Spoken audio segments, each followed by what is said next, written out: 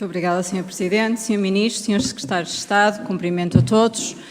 E já percebemos, perante alguns sinais que o Sr. Ministro foi dando no que respeita ao arrendamento, percebemos de facto algum sinal positivo no sentido de que o Governo terá concluído já que um mês após o fim do estado de emergência, ou 60 dias, será manifestamente pouco para as famílias e para as empresas poderem recuperar e poderem passar a cumprir, como se exige e como se impõe, os seus contratos de arrendamento.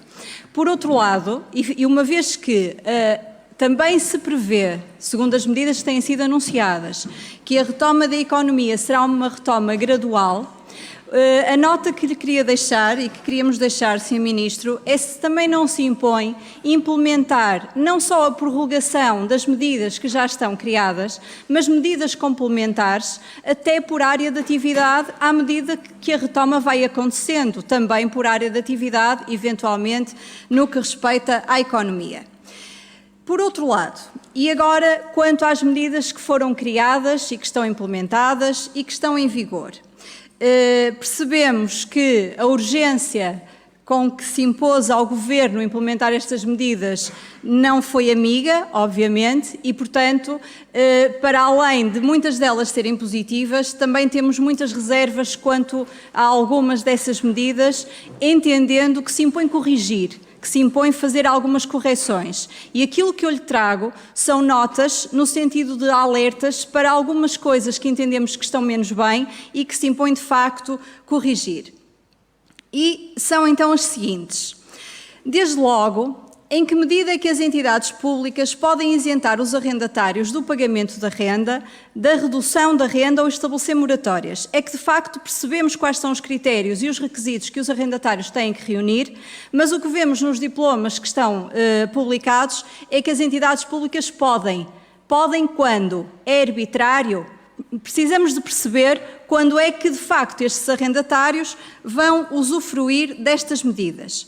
Por outro lado, entendemos que um arrendatário que tenha um contrato não habitacional com uma entidade pública tem um tratamento diferente quando tem esse contrato não habitacional com um outro senhorio que não é uma entidade pública. No primeiro caso, até pode ficar isento do pagamento da renda, se tiver uma quebra total de rendimentos, e no segundo caso, apenas tem a possibilidade e a obrigação de pagar em prestações de 12 meses. E, portanto, há aqui um tratamento desigual que nos parece que se impõe também equilibrar.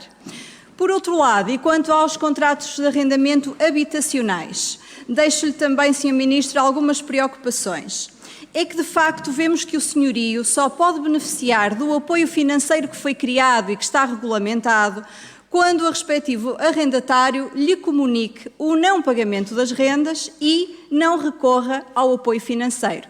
Estabelece assim o diploma 2 critérios que são cumulativos e eu pergunto-lhe, então, e se o senhorio tiver o azar de ter um arrendatário que não lhe comunica, ou que até lhe comunica, mas não recorre ao apoio financeiro? Este senhorio nunca poderá recorrer ao apoio financeiro porque está dependente de uma ação, de uma atitude por parte do arrendatário que, não atendo, desde logo lhe limita esse recurso ao apoio que foi criado.